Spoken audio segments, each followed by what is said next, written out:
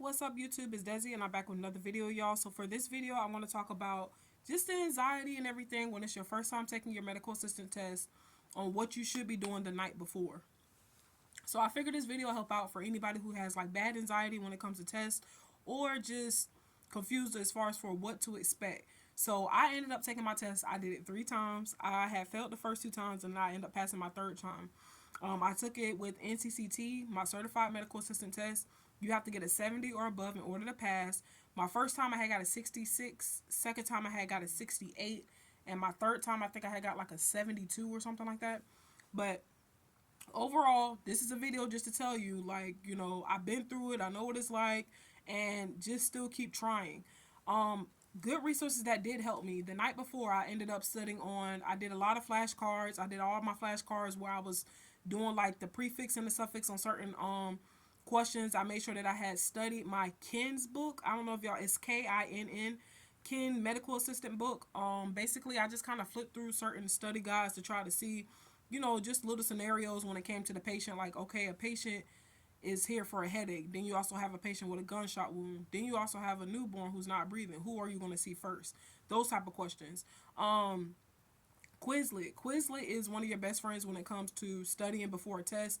I would say one thing about Quizlet, they're in certain categories, so I feel like that's good. I did also did a Quizlet study guide if you guys need help as well too. I think it's called Desi underscore D, one of the two. I usually leave everything in a link below for y'all to kind of click and make sure that you do good on that. Um, but I made sure that I had, well, how I did the study guides, well, I did it off of just like how the categories are for like medical assistant testing. Like, say for instance, I did a category for medical office procedures, a category for phlebotomy, a category for law and ethics, a category for um, medical office procedures. I also did the biohazard signs. That actually helps out as well too. Things that Those were things that I did study on. Now, after failing my first time, I was a little devastated because I felt like the school didn't prepare me for what was on the test, and which they did. I just was a little confused because I felt like my mindset was so stuck on back office procedures when really the test is a mixture of both, which we know that. But I was hoping to get more back office procedure questions than medical office. But my first time taking the test, I had got more medical office questions than back of the office questions. Like, I ended up getting questions that was like, what the heck? Like, it was questions dealing with insurance, like, what does core benefits mean? Coordination of benefits. What does that mean? Explanation of benefits. It actually gave me questions like, who created the law of when you talk about with the denial, grieving, and stuff like that. It was like, who law was this? It also had like it had a mixture of the biohazard signs, which I thought was pretty cool. Then I also had like fill in the blank questions where I had to like type in certain things. That was my first time taking it. Okay, so then when my second time taking it, I was like, you know what? I'm gonna mainly study on medical office procedures. So when I studied on that, I was lacking on remembering things for phlebotomy, and phlebotomy was the weakest thing that I had the second time. So I was like, oh my goodness. So at the third time, what I decided to do was just kind of make sure I study and make sure of both, and make sure I'm evening it out. Like, meaning as in making sure that I study what I need to study, but then also make sure I had someone else test me on, like, okay, what does this mean? What does that mean? Not just doing it by myself. I figured like maybe if I had somebody else and kind of mix it up for me, I would know.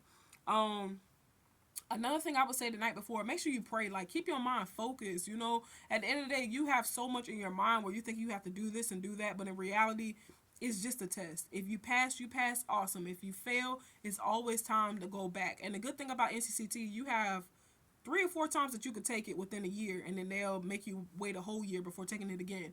So that's really good. And I love what the NCCT is, that they give you an outline of what you need to work on. They show you the percentage of what was needed to pass and what needs to be better. So, I feel like that was good. But basically, just use whatever you've been using. Study, continue. One thing I would say too, every time that I had to go, when we were at Fortis College and we had like homework, every time it was time to go home with homework, I would always try to complete it in class.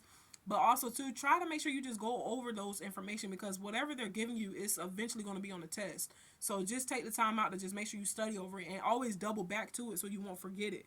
Um, there were math inside of it as well too. You have to make sure you know the dosage that the doctor needs to give for the patient. So I think that was the type of formula where it was like what the doctor had on hand versus what the doctor needs to order, which will equal the doses or something like that. It was some type of math thing as far as for that.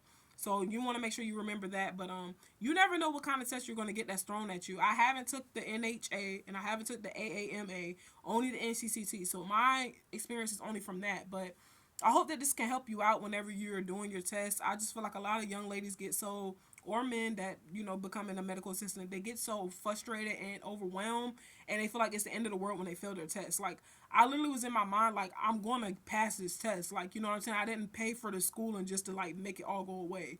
So I hope this video helps you guys out, and good luck to anybody that has an upcoming test. Good luck to anybody that is going to retake their test. Just good luck to all upcoming medical assistants. Y'all stay safe and have a good one. Peace.